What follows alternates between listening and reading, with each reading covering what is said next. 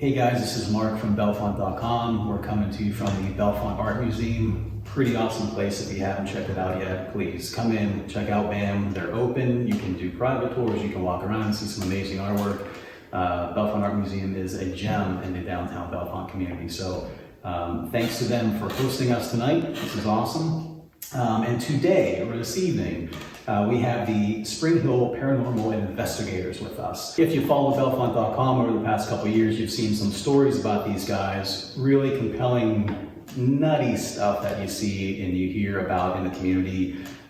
These folks are legit. They do this, they have a passion for it, and you're going to hear some really interesting stories tonight from these guys. And we'll also send out some links to the previous stories so you guys can take a look at those and catch up on sort of where these guys started and some of the really interesting things that are happening in and around Bellefonte when it comes to paranormal activity. So today we've got 4 people from the Spring Hill Paranormal Investigators. We've got Bill and Lisa and Dee and Corey. And I know, Bill, you started this thing, right? So give us a little bit of history about when you founded it, what you do, and kind of the background. I've always been involved in paranormal for 30 plus years, something like that. And when I came back to Bellefonte, met Lisa, got a call from my nephew, and a friend of his was having trouble up in the northern part of the county, having issues. And we went up to investigate, found some cool stuff, took care of it. That was 2013. 2013. And then 2014, we got a call from a fellow up in Connecticut. He was teaching a class on how to investigate. Thought it was pretty intriguing. So Lisa and I drove up to Connecticut, observed his class, talked to the students, talked to him some more. We came back down here. We got a curriculum going. We started advertising for students. Our first class was November 2014. Okay. And we've been taking off ever since. 2015. I do believe that's when Miss D came along. She can tell her story later. Corey here. He's the quiet one of the bunch. He's actually a former student, and he joined us in 2016. And we've just been building on the class and doing everything, investigating when we can. And we do concentrate a lot on our class. Yes. So back up before 2013, were you guys investigating, like what got you into it before you even got the call and all that? I usually say in my previous life, before I came back to Bellefonte, I lived in Huntington for a very long time. And I was in a relationship, and that woman also was a paranormal investigator. And before that, I tell the story in class, I don't know that I've ever lived in a place that wasn't active. So ever since I was a little kid, I've been intrigued. Investigator, right? Okay, founder, co-founder, and investigator too, Lisa, right? Yes. Okay, all right. Corey, we'll come to you last. Let's go to Dee. So Dee, tell us about yourself. I decided to take the class one cold winter, just to have something to do. And I've never thought it was unusual to see things and to hear things and to know things. That to me, ever since I was a child, is perfectly normal. So when I saw the class, I've never seen anything formal about recording things or how they investigate. And I just thought, oh, that looks cool. So it was just something to do. Right. And I never left. So what is a spiritual safety instructor? What is that you do? A spiritual safety instructor is making sure that you're not opening yourself up to any spirits that might tag onto you, any negative energies. You're not going to allow yourself to be vulnerable to anything you don't want to take home with you. Wow. And that's one of the things that is taught in class very strictly about not leaving yourself open to trouble. Okay, all right. So I would assume every class has that serious conversation. Safety is 90% of our class. Okay. Over and over. Got it. All right. Physical and spiritual. I want to come back to that. Corey, tell us about what it is you do on the team and give some specifics about the equipment that you guys use. All right, so I did join the student team in 2016, as Bill said, as a student previously. Decided to hang on as well because these guys are cool to work with.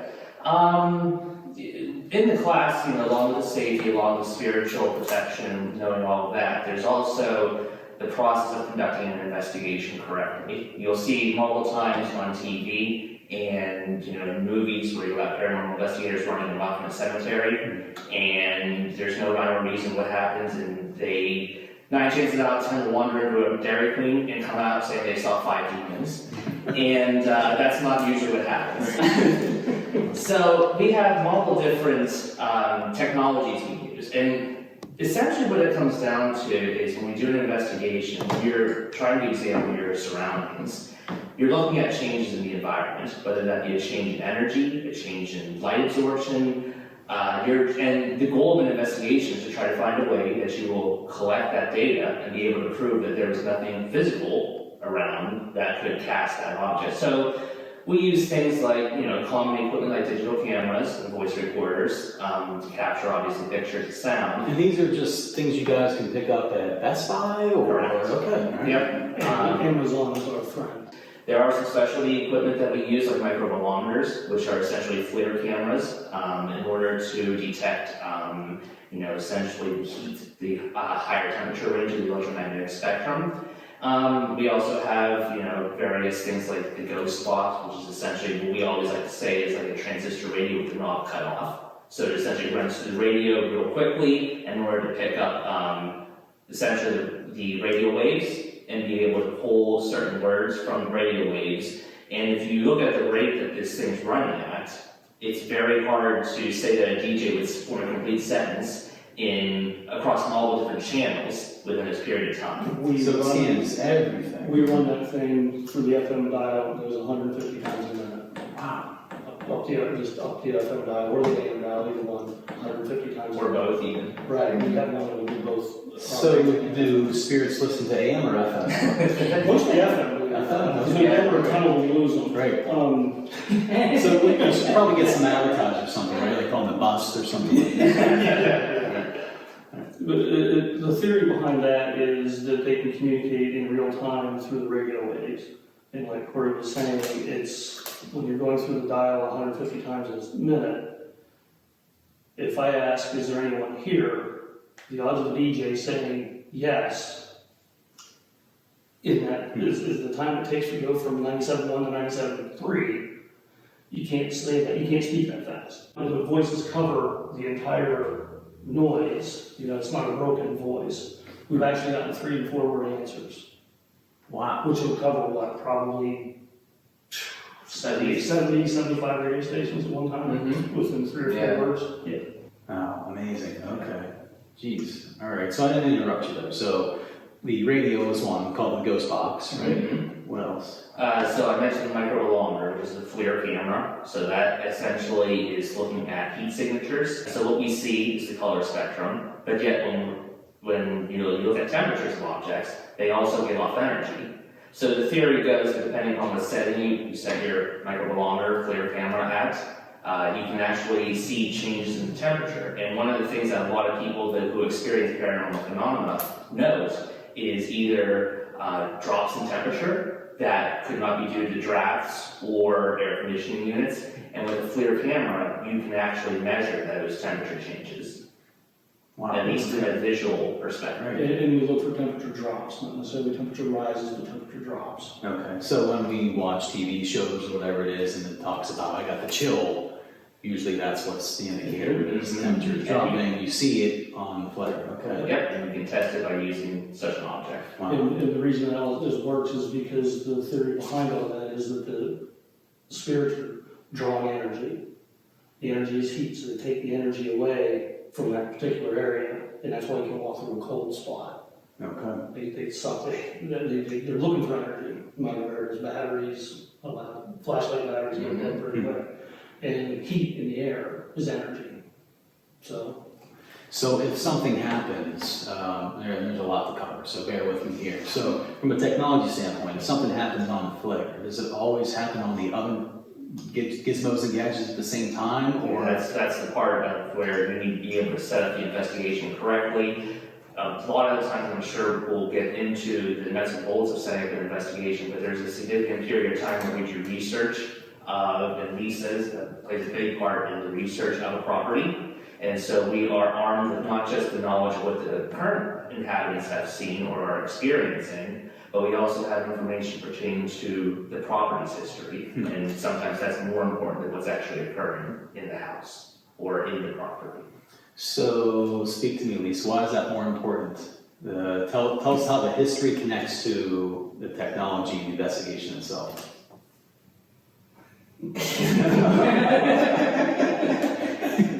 Is that a rabbit hole question? Yeah, good question. I mean, is it usually bad history, good history? Like how? History in general. Okay.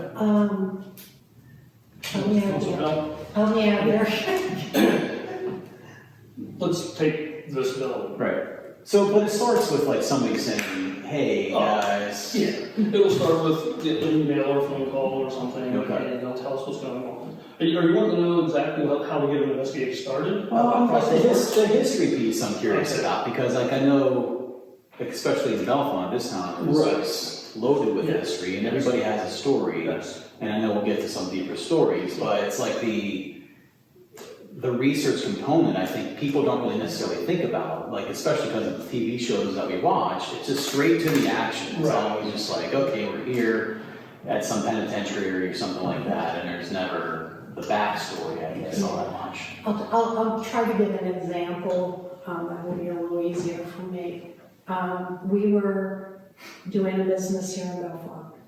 It was one of our first investigations, and there was a story about a child being killed out in front of the building, and they thought that the child was then hanging out in the building Except itself. the spirit is hanging out in the building. Okay, right. Okay, so when I was doing the research on the building to try to find out if one, the story was actually true, I also found out that the building was, I guess I can say this much, one of the first jails in Bellefonte. Ah, So By taking, contract, real quick, by contract, we're not allowed to say what building it is. so taking that information, not only were we trying to see if a child was in the building, but maybe a prisoner or somebody that might have passed away from when it was that building was a jail. At one point, it was also a private home, and we were trying to track down to see if there was any deaths within the family that Okay. might have died at home. And then it just spider-webbed, and there was a lot of research. We had a lot of stuff to go in and focus on while we were trying to do this. right. And it allows us to ask more specific questions. Right, so do you, by name? and Yes, stuff like exactly. that? Names, we have dates and names of occurrences in a property or a place, then we can say, we can pinpoint to a name. Or you can say, and one thing we like to do to get a little bit of a history of the property, we'll ask generic questions like, who's the president of the United States right now? If we get Calvin Coolidge, we know it wasn't in 1884. Right. You know what I mean? It gives us a time frame. And that also, if that happens and whatever year Calvin Coolidge was president, if it links up to what she's done, then it's just that much more affirmation. Right. And to get the answers, we use the We ghost use box, so the- that. And to make sure that we're all safe and sound, we have D. So So it's safe and sound in terms of the research you've done, the folks you might be talking to, are they okay that we should be in here with them at the same time? Right. right. Interesting, okay. So you guys had said, in different ways, like when you were growing up, you experienced something. So obviously that activity shaped you somehow, some way. Are any of you outside of the investigations? I mean, can you see things? Can you feel things? I never felt it was strange. My mother just told me when I got a little older, that's nice, dear, when I tell her things. Just, that's nice, dear, just don't tell the other children, they might not understand. So I was given permission to have these experiences and not have anybody freak out over them. I found out much later in life that both my grandmothers had visions and saw things in precognizance, like when someone was going to die or something like that. One grandmother would say she had a vision of a ship with billowing sails on a smooth, smooth ocean, and she'd wake up and she'd know she'd have to go visit someone. And she would just happen to be there and having a nice visit and find out, for instance, her cousin's husband was just killed on the railroad. Wow. So she hated it. She did not like knowing things. I just used to see things like, I used to call them angels. I used to see my mom's guardian angel, or somebody would come to visit. It was always pleasant. It was nice. Right. I was never threatened. I was never really scared. I did see some things that were pretty fierce, but I never felt afraid, even though I felt scolded at times. So, It was just a part of life growing up, right. just there. And so did you experience that stuff when you were younger, or? Mine wasn't on quite the spiritual realm as hers. I was more, I don't want to say, I was more, I don't want to say victim. I saw things with my eyes that I just didn't quite understand. And things moved, you know, and I heard things. Didn't actually see the spirits per se, but I saw the activity that they were doing, you know. It just made me wonder what was doing that. And at 8 years old, I don't know if I'm scared or not, but it's like, oh, okay. And my sisters and I had an experience when I was little. I have two older sisters, and we didn't talk about it for years. I'm not going to say what it is, but they know. And we didn't talk about it for years and years, and then whenever I brought it up after we got older, and it was like my oldest sister said, oh yeah, that happened quite a bit. I saw it one time, but it happened quite a bit in the apartment we were living in, which is pretty impressive. Wow. And as I got older, I started actually seeing the spirits, and just little glimpses out of the eye. Sometimes it was full body, like I'm looking at you. And pretty much now, I mean, we've been doing this together, the four of us, for some time. We're all pretty well in tune with each other. And I know that, and he's learning, because he's not as in tune, because he's still fresh with this. But we can all pretty much drive past the building now and feel the energy coming off of it. And that's kind of cool. So is it kind of like we all sort of have something that we're just not tapping into, essentially, right? So the more you are around it, and the more you, I don't want to say experiment, probably not the right word, but the more you coached and trained. Your environment growing up, if you're encouraged like B was, or discouraged like most kids are, Right. you know, that imaginary friend that every little kid has, it might not be so not imaginary. Right. Timmy knocked over the garbage mom. Well, maybe Timmy did. You know, but Johnny gets in trouble for it. So. Yeah, interesting. You Okay. have to listen to the stories, understanding the language of the child. I said angels because I had no word for saying what I was seeing. Did I see something in great glowing golden color and big wings? No. It just wasn't human. It wasn't on the human realm. And that was the only word I had to describe it. So when you listen to the kids, listen at their level of understanding and language. So during investigations, you're in that environment, you're feeling something happening as you're investigating. When you have other folks you're working with, how long does it take basically until you're now open and awakened to other things going around you? Or is it just a case by case? I think it's up to the individual. Yeah. the more open you are, obviously, the more apt you are to get those feelings and sense those things.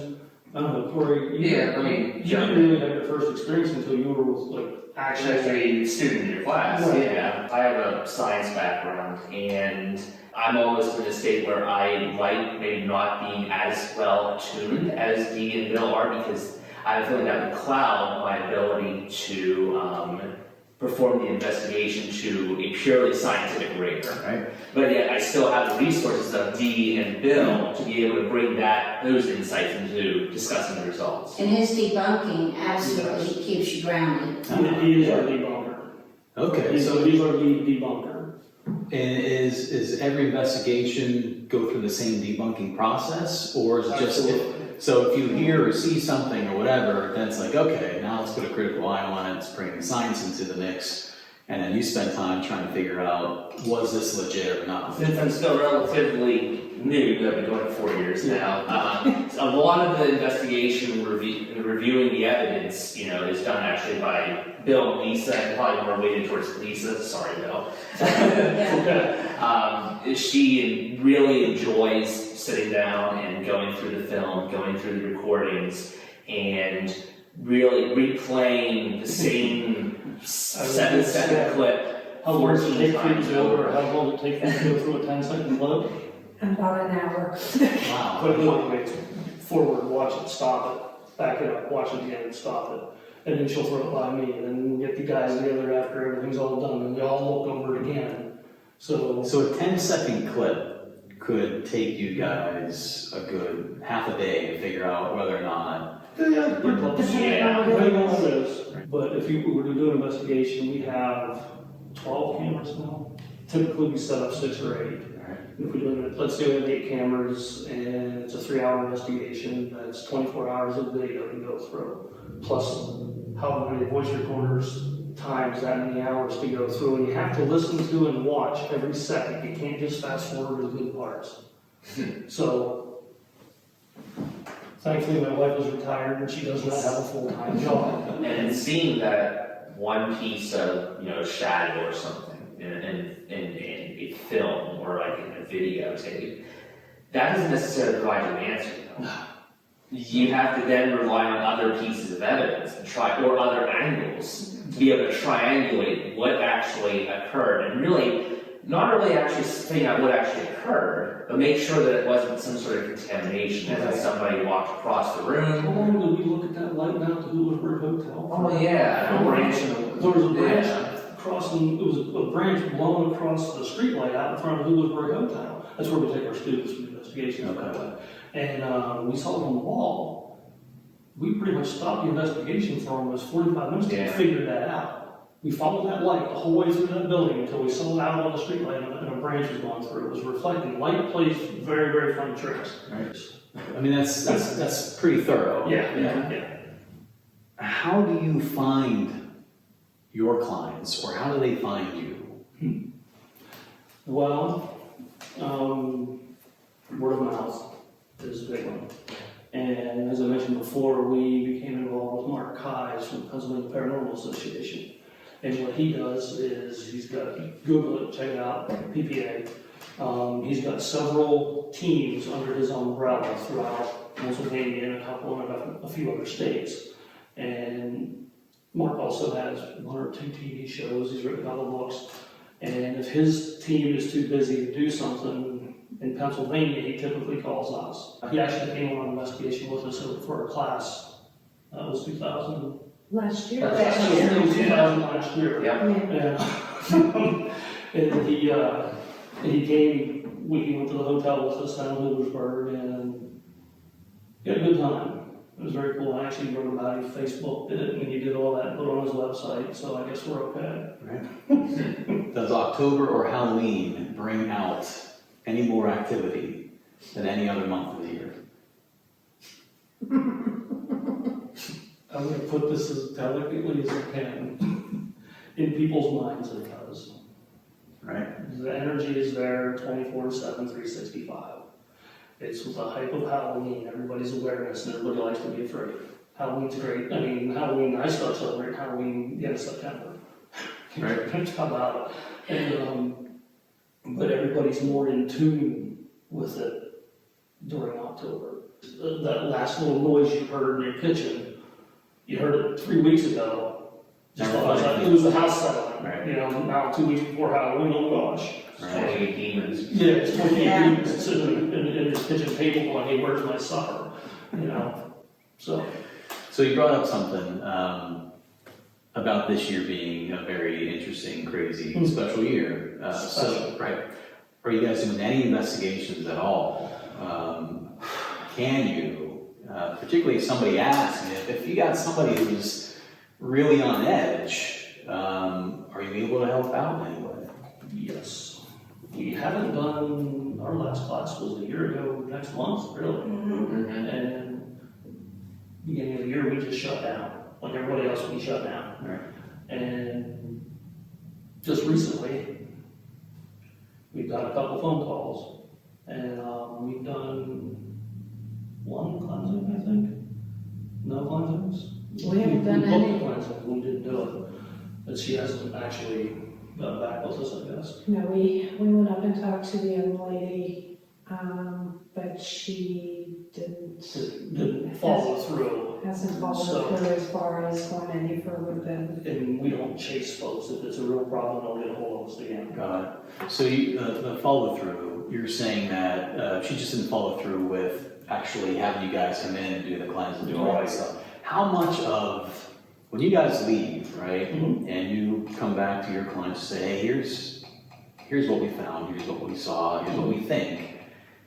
At what point does the onus become on property owner, business owner, whatever it is? Like, is there any sort of, okay, we're giving you the information now it's sort of up to you to go from here with that information and, A lot of times, we'll already know when we go in to do the investigation what the client wants, the end result. So if we go in and do an investigation and know that they want whatever's in there gone, then we'll follow up with a cleansing. So sometimes it's almost immediately, so even before we're even completely done with the investigation, we might already go through it and do the cleansing because we know that's what the client got wants. it. Sometimes after they see what it is, they'll ask us to come back and say, can you help us get rid of this? So, and then we'll go back. And it's usually about a 2 weeks time period between the investigation and the cleansing. Okay. And sometimes we do the cleansing first, and if that doesn't clear it up, then we do the investigation to find out exactly what we have to do in the next cleansing to ensure its release. And sometimes it's just reassurance Right. Right. that there's not anything nasty, that's grandma helping you make the peach jelly. Yes. Right. It's nothing you need to chase away, just say Yes. hi.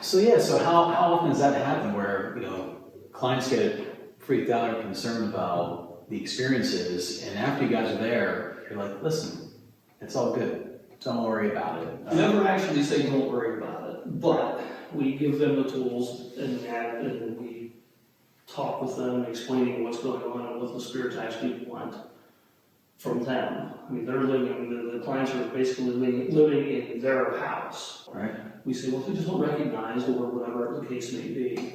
In that case with the apple or the jelly or whatever it was, grandma was actually And helping she was asking questions, Yes. and grandma was answering. by bringing the spices out of the cabinet and putting them on the counter.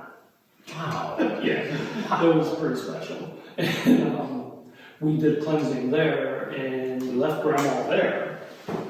And it was great because the dog actually, their family dog actually went back into the kitchen after that. He wouldn't go in the kitchen for a long time. And after we were done with the cleansing, he was running around the house like crazy, was he not? It was great. So there was other things happening besides grandma. Well, Grandma didn't allow dogs in the house. So back in the day, when grandma was there, She she made wasn't- sure the dog didn't go out in the she wasn't very kitchen. nice to the dog. Wow. She scared the dog. But once we told grandma it was okay for the dog to be in the kitchen, and then the dog was okay with her being in the kitchen, and it was just really cool. Happy And, family. and to see the clients' faces when they realized that it was okay.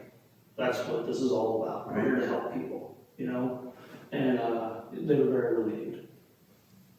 That's a great story. Wow. That was in Bellefonte, actually. It was, that's it. Yes. All right. It was a Bellefonte. Yep. Let's see here. I'm gonna get to some juicy stuff. So,